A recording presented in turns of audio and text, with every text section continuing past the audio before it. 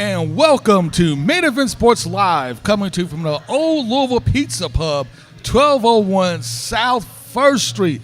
Every Monday night between 7 to 8 p.m., we're going to be here broadcasting the Main Event Sports Show. You do not want to miss it.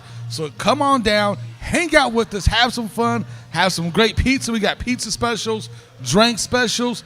Only thing we're missing is you. So I definitely want to see you here next Monday night between 7 and 8 for the best sports talk radio show in the city of Louisville, the Main Event Sports Show. Now, Absolutely. Next up, let's go ahead and talk about the NIT, the greatness that is the New York Invitational Tournament with yours truly, Haven Harrington, Rashawn Myers, and we got a special guest in the house, our good friend, one of our favorite listeners. Wayne is here to join us to talk about the University of Louisville and the NIT. And let me tell you guys something. This team has surprised me.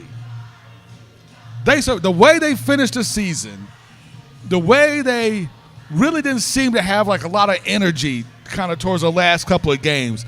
Like they weren't in it. Like they just didn't bring it. And even the first half of the very first NIT game, they seemed just kind of going through the motions. And then something happened around the third quarter. And like the light went off. And these guys heard the crowd because the Yum Center was rocking and rolling. All the rich guys that normally stand in the lower bowl, they didn't show up. They let everybody else buy tickets. The guys who could never get tickets to the games, those guys got some tickets. They came on and hung out. And the energy was electric. And next thing you know, in the third and fourth quarter, this team turned it up a notch and played a different brand of basketball. Yeah, and you know what? We talked about it, Haven, last week, and we said that, I personally didn't like the fact that they were talking about, they needed to ask the players, did the players want to play? The players are sad because they didn't make the NCAA tournament. And like I plainly said, at the end of the day, you didn't win. You put yourself in the NIT. You didn't win. You put yourself in the NIT. You put yourself in this situation. So you know what? Quit crying.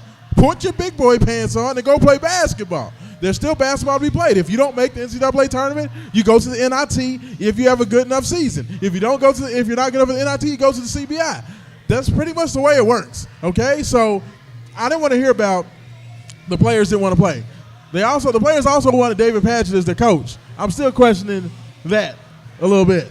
But these are 18 to 22-year-olds. They have no idea what is best for them, for the most part. They don't, okay? No. So I didn't want to hear about that, and what happened is exactly what I knew would happen. The same thing that we saw happen, we talk about it. In 2006, University of Louisville was preseason number 6. Okay, they were preseason number 6 in the rankings, and they ended up that season. Of course, that was the year after Francisco Garcia and crew went to the Final Four. They lost, okay? That team, after they lost to Illinois in the Final Four, the next year, a lot of hype, Taekwondo Ding 10 year, they ended up going to the NIT, okay? And guess what? They were sad. They were upset. They didn't want to play at first. Then they got out there, the raucous crowd in Freedom Hall, and it was a great experience, a great time. Louisville made a run all the way to New York, okay? And it was going to be the same thing this time. I had no doubt that two things were going to come into play. A, you're in front of people, you're playing in front of people, so you don't want to get embarrassed. Okay, so when a team comes out there and starts to embarrass you, you're gonna, once you get punched in the mouth, now it's about, okay, well, I'm not just gonna lay here and just get beat up. Which was the first half of the very first game. Absolutely. And then what happens is, once that competitive nature comes back in, then the guys get into tournament mode of, hey, we're here, we're playing, we got a chance to go to New York, we got a chance to win a trophy. That kicks in. It's like, well, you know what? If we're going to be here, we might as well win it. You got a chance to raise a banner, so raise it. Absolutely. If you got a chance to go win the banner, go win it. And this team turned it, like I said, after halftime on the third quarter, the light went off, or light went on, rather, and they decided, you know what? Let's do it. Let's get together. Let's play Cardinal basketball like we know how to play Louisville Cardinal basketball. And since that time, they have played excellent basketball. They've been mentally in the games for the most part.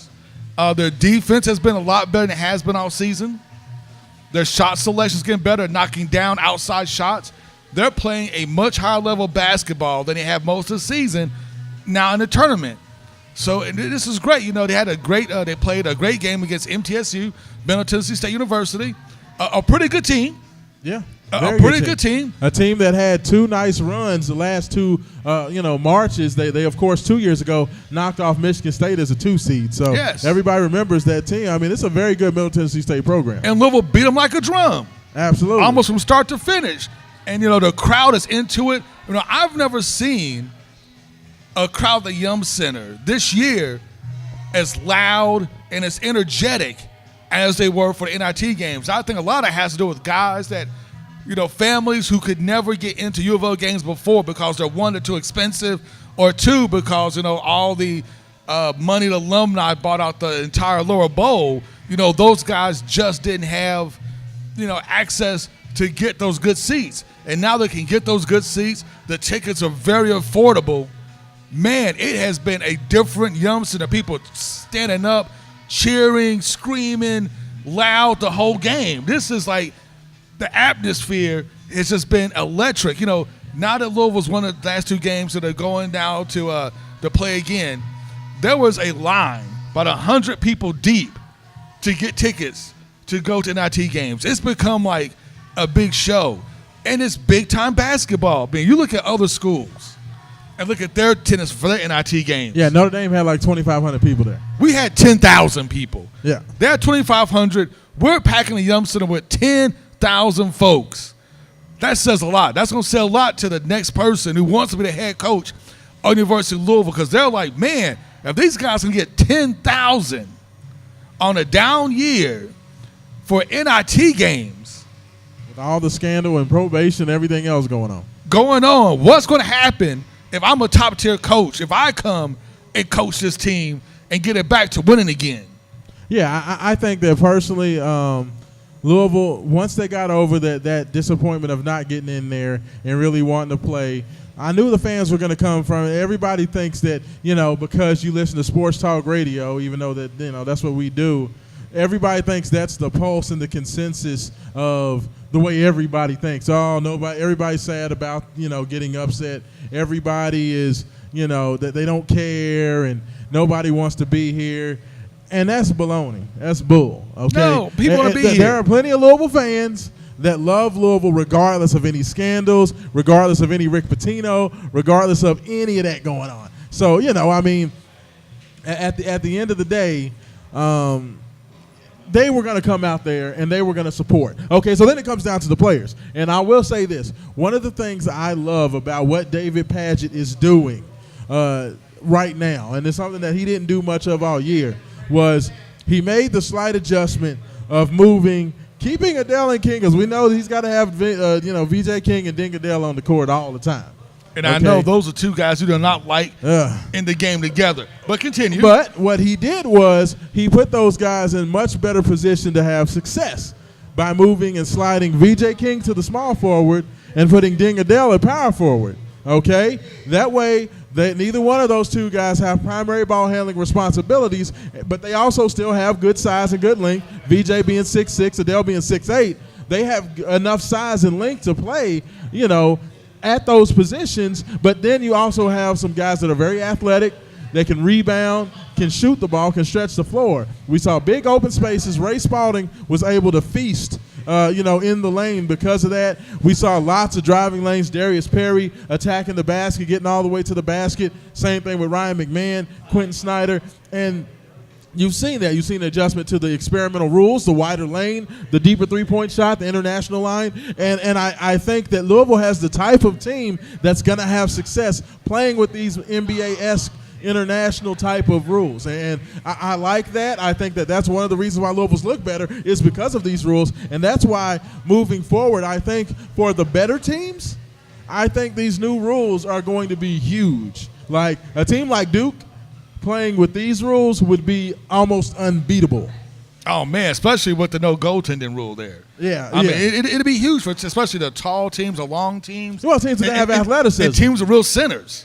Yeah. They have real big men. This is really a benefit to guys with real big men. Now they got more space to operate. I mean, it's all about spacing because, in the college game right now, teams kind of pack it into the paint. That's why Donovan Mitchell's been so much more successful in the NBA than he was at the college level. It's because at the college level, a lot like Virginia can do, they can put 3 guys with a foot in the paint, and they still have the length to be able to get out the shooters. Well, now you can't really crowd guys in the paint like that because of the wider lane. You have a much longer run to cover that space. And if you got a real center like a Ray Spalding, yeah, then you can do work. Absolutely. You can do a lot of work and a lot of damage. It's a lot harder to double team with the rules, with these experimental rules. So, moving forward, I'd like to see more of that, but I do think that has helped Louisville to do a lot of nice things. We've seen, Ryan McMahon play extremely well, shoot extremely well. He just exploded the last game against Middle Tennessee State. He had an outstanding game. We haven't seen that Ryan McMahon since literally the first half of the season. Well, I mean, I think that when you look at all these guys, they all have talent. They all have ability. I think David Padgett, with the pressure of making the NCAA tournament, felt his best chance to win was to basically keep VJ and Adele and have the usual suspects in there the whole game. And because the most talent maybe have the chance to win. Now it seems like he's freed up the reins. He's letting the young guys get in there. We saw a lot of Jordan Wara. We saw a lot of Ryan McMahon. We saw a lot of Darius Perry and a lot of Dwayne Sutton. Basically saying, I'm going to put these young guys in here. And like we all knew all year long, they can these play. Guys can play. They're ballers. I mean, they can play. They are straight ballers. That was my issue. Is I don't understand how Jordan Warwick continues to have to go in and out of the rotation. Or disappears for a whole game. I mean, he comes in and plays extremely well. He saved Louisville on the road at Notre Dame, and then he's not, nowhere to be found for the next 2 or 3 weeks. It's just crazy. That I didn't understand, but you know what? A lot of that, I just chalked that up to Padgett. This is first time being a head coach. Yeah. He decided to go with the names, the guys with the obvious talent, the NBA-like size and length, and roll with VJ and Adele the whole time without really looking to exploit the talent he had on his bench. Yeah. But this is experience. He's still learning as a head coach. And if he, at his next stop, he'll probably be a head coach again. I'm hearing probably at Eastern Kentucky or maybe somebody at that level. That way he Middle can get Tennessee State has an opening. There you go. Kermit Davis just took the job at Ole Miss. So and there you go. So those are places you can go. You can learn. You can cut your teeth and become the type of coach that we think David Padgett could be. He's just not there yet. And speaking of coaches, who would you like to see as the University of Louisville's next head coach? Now, me, I told everybody who I wanted to see. As soon as Rick was gone, I said who I think Louisville should go after. And before Rick was gone. Actually, yeah, before Rick was gone, I was like, we need to go ahead and get Mark Jackson. I've been capable for Mark Jackson since last year. No secret. I think he will be a phenomenal coach. This man built Golden State. I know Steve Kerr won the title, but he won the title with the guys that Jackson brought on there. Jackson got Klay Thompson. Jackson got Draymond Green. Jackson got Steph Curry. Jackson got Harrison Barnes. He put that whole team together. When he first got to Golden State was trash. Then every year he was there, they won and kept winning and kept winning. He kept adding to the roster. That should have been his NBA title. Well, I'll tell you what, I think that, and a lot of people say that Mark Jackson, why hasn't he had enough opportunity? Seems like he's being blackballed. I've heard that one of the issues with Mark Jackson has been that he's hard to work with. He's a guy who he likes to be left alone to do his thing. He doesn't want to hear all that from the outside looking in. He just does his thing. He's not going to listen to the owner. He's not going to listen to the GM. It's his team. He's going to run the way he wants to. You know what he sounds like? A college basketball coach. He does. I mean, in the NBA, it is a lot more about being able to shake hands and be that PR guy and say all the right things and kind of be that general manager. But at the college level, you could do that. That's pretty much who, look Bob at Petrino. Time is on. Bob Petrino, his first go around, he was like that. He didn't like talking to the media. He just wanted to play football. He just wanted to coach and play. College coaches, you are the be all end all, the judge, jury, and executioner for your program. So I think Mark Jackson and what makes him, kind of unlikable at the NBA level is something that is pretty much par for the course at the collegiate level. So I think that would be a good thing. He'll be a Nick Saban. Absolutely. Really, I mean, he could come down here, and I think he's that type of coach. I really believe that he's our next level coach that can recruit. He knows talent because he got guys that nobody in the NBA was looking at. I mean, really, a lot of guys really were not looking at Klay Thompson and those guys, or even Draymond Green. I mean, those guys weren't like super big names on the draft boards. He went, found talent, got them together, got a system in place, turned it around. By now, do I think Louisville's going to go and get Mark Jackson? No. I was about to say, however, but that's not going to happen. What will happen, I believe, and I've talked to a couple of boosters like everybody else in this town has, I seem to think, and Wayne, our favorite listener here, has heard the same thing, that it's going to be Chris Mack. Well, and which is not a bad choice. I personally think for Louisville, the fact that Chris Mack lost in the second round helps Louisville's case a lot, because I think it kind of reinforces that even Xavier, when they have their miracle season, they end up with a 1 seed, they have all the love and admiration, best season in the history of the school, you still don't have enough talent to get out of the second game and win that game. And I think it for Chris Mack, for a guy like him, it's like, do you want to make it to the top of your profession? And if you do, you need to get out of there and get to one of the majors. And if one of the majors comes knocking on that door in Louisville, I think that this result helps Louisville's case to bring Chris Mack in as their next coach. And I agree. His agent's from Louisville, his wife's from Louisville. He just lives in Cincinnati, so he's not that far away. He's like literally an hour ride up the road. Yeah, he's very familiar. Yeah, so he can always go back and hang out at home if you get homesick. So this is almost no-brainer. You're going to make literally about 3 times as much as the University of Louisville head coach as you would at Xavier. Your access to talent is a completely different level. Like one of the reasons they lost that game was because their star player fouled out on 3 very questionable calls by the ref. 3 very questionable calls by the ref. But if you have that next level talent that you can get at Louisville, yes, you can lose but you can still lose your best player and still win. Yeah, man. And still win. At Xavier, you lose your best player, the 6'7" dude, 6'7", 8th guy on the bench can't bring up that slack. Yeah, I mean, when you look at Louisville and you're bringing in your 10th man is, Ryan McMahon or, Lance Thomas as your 11th guy, and he was a high 4-star type of kid, you're not getting that at Xavier. You don't have that. You're lucky if you have all 4-star or better kids in your starting lineup at Xavier. And I think that's just simply the difference. I think this is what we see. We saw Sean Miller have success at Xavier, move on. We saw Thad Matta have success at Xavier and move on. We see these coaches come through all these schools. Small school, have success, move on. I think Chris Mack has come to that point in if he wants to make that jump, it's time for him to move on to the next level. He's already shown that he can coach, and people that say, oh, well, he can't recruit. Louisville recruits itself, okay? It's not North Carolina. It's not Kansas. It's not Kentucky. But you can still recruit. Next best thing. Yes. I mean, Louisville's still like a top 5 job. Yeah, I mean, you're still going to have a top 10 recruiting class getting out of bed in the morning. It's like being Ole Miss football in SEC. Yes, you're going to get at least 3 or 4 4-star players because you're Ole Miss. Absolutely. They produce that kind of talent. I mean, Rick Pitino's built the brand back to that. He's built the brand back to that. It'll be okay. And Ole Miss may not be like the best analogy. I do apologize. But it's okay. If we get Chris Mack, he'll be able to bring the talent in. You can always get, your assistants to recruit and things of that nature. So it'll be okay. I say LSU. LSU would be a very good example. It may not be Alabama, it may not be USC, but LSU is always going to have, a top 5, top 10 class. Waking up, getting out of bed. And Louisville's at that rate, that they're at that place. And then when you have stars like Donovan Mitchell, Montrezl Harrell, Terry Rozier, and others doing what they're doing right now, that brings a lot of focus. And even though you don't necessarily like the fact that Louisville's been in the news a lot, there will also be a lot of news about Chris Mack joining them and talking about those prospects moving forward. So you have a lot of name brand recognition there as well.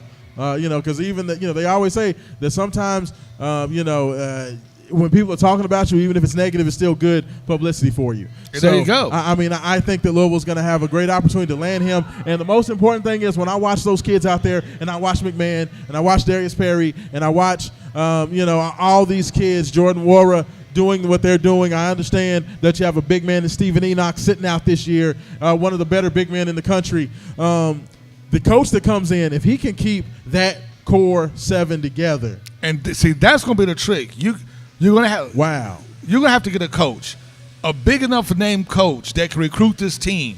Because once Padgett's gone, these guys can go ahead and transfer out. Absolutely. And things of that nature. But you want to keep these guys here. I mean, it's going to take that brotherhood. You want to try to play to that and say, man, you guys understand how to play with each other. It'll never be the same if you guys go your separate ways because you're not all going to be able to move together. And I think the coach that can sell that, that's huge. Yeah, but it's going to take that type of coach. I think Chris Mack is that guy. I think Mark Jackson is that guy because Mark Jackson has a whole nother card he can play. His card would be, I built the most dominant team in the NBA. If I can build the most dominant team in the NBA, best believe I can build a college team. Absolutely. And I know NBA talent. So if I think you guys can make it to the league, if I tell you you're good enough to make it to the league, you are good enough to make it to the league. And kids will come from all over for that. So I think either Chris Mack, maybe we heard rumors of Jason Kidd in town. Yeah. Looking at the job. That would be another great way to go. Another ex-NBA coach that your top-tier talent will want to play for because they know he's been in the league. He has connections in NBA. I mean, look at Avery Johnson. He can get those guys looks. Look at the talent that Avery Johnson got to go to Alabama. Alabama's a football school, and they got Colin Sexton. Why? Because Avery Johnson has that – that cachet. He has a cred. He has a street cred. Absolutely. Of being in the NBA. He played with David Robinson. He's been an NBA coach. So that carries a lot of weight. He was a semi-successful coach with the Dallas Mavericks. So I mean, you have that to fall back on. And kids are like, wow, they hear that NBA. It's all about. People say Louisville's not going to be able to recruit. These kids aren't want to go there. Let me tell you something about recruits and their families. If they think that whoever said coach is can get my baby to the league, that's what mama's thinking. Can you get my baby to the league or have him become successful? If I believe you can do that for him, I don't care about the turmoil. Are you going to be coaching him? If you're going to be coaching him and you're going to take care of him, I'm sending my baby to you. And that's the way they look at it. So, I mean, if these kids think that whoever the coach is, whether it be Mack, whether it be Jackson, whether it be Kidd or somebody else, if they think that my baby is going to have the best opportunity to make something out of himself and have that opportunity to make that jump to the next level, that kid is going there. I mean, because and that's it. The proof in the pudding, Lorenzo Romar. Washington did not go to the NCAA tournament for like 5 or 6 years in a row, and they were still bringing in 2 or 3 McDonald's All-Americans every year. And that man can't coach his way out of a paper bag. And there but you know what? He could get kids to the league. And that's it. You know what? Hey, now let's switch gears here and let's talk about the Louisville women's basketball team and the women's NCAA tournament. Man, even with down games by Asia Durr, this team has found ways to win and win big, which is a testament to the depth, the talent, and the coaching going on at the Louisville women's basketball program.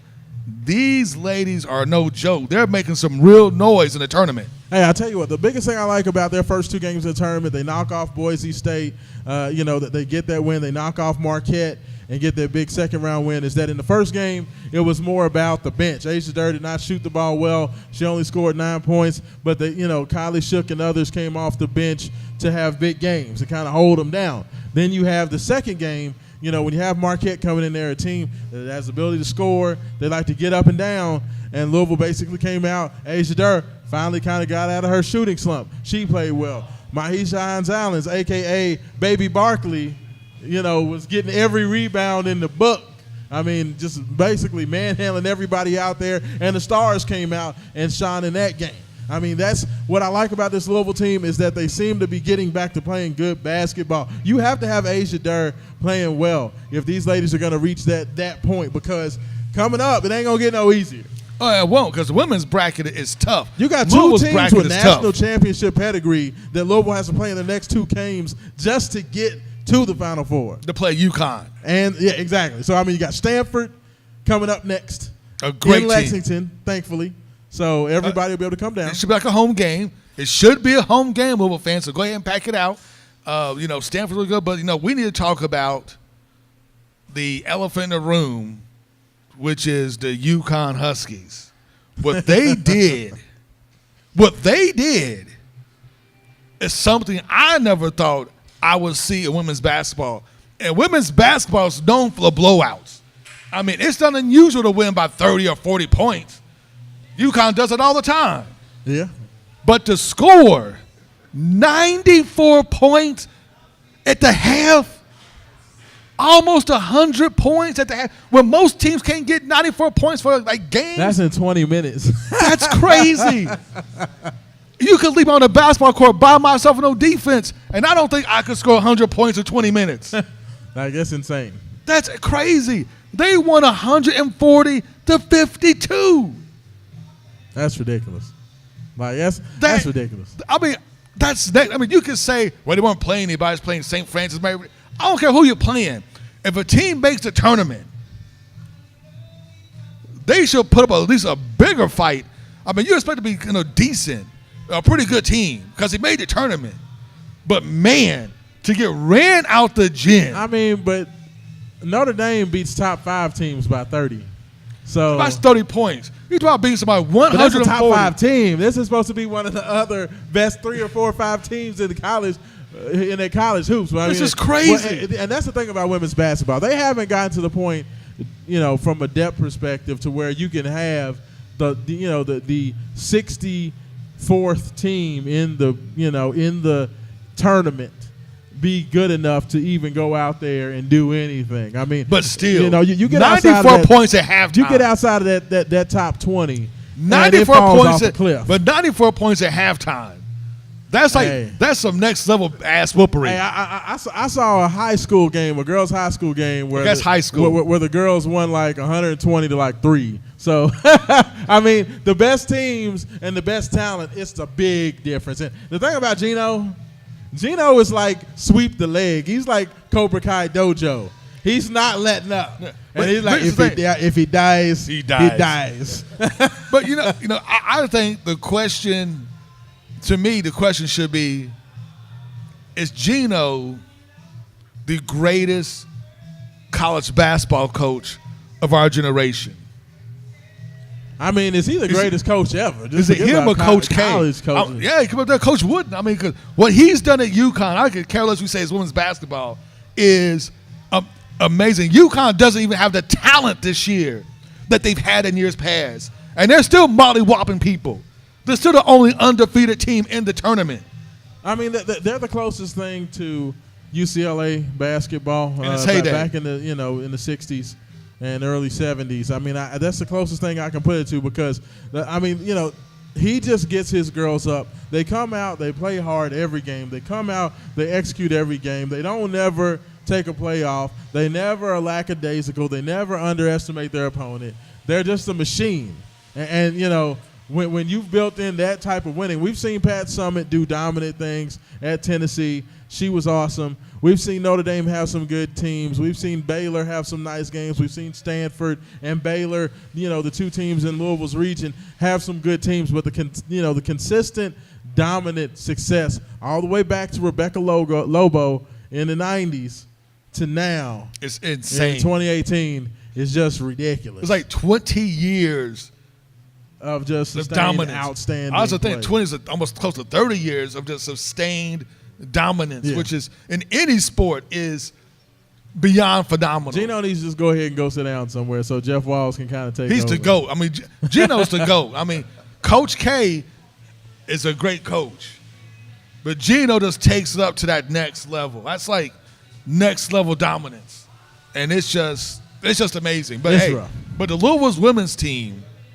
I feel this team has the talent, the coaching, and the depth to make it to the national championship game. I mean, Baylor, as good as Baylor was, their top players hurt, but most likely will not be 100% if she even plays again the rest of the tournament. Yeah, I mean, the one of their big post players got hurt in the championship game of the Big 12, so I don't expect for her to play. Stanford still has the name, but this hasn't been a classic Stanford team. They are down a little bit from what they are normally, so I do expect that Louisville's going to be able to get by them. Baylor's going to be the test because Baylor was going to be a number 1 seed before one of their starters got hurt.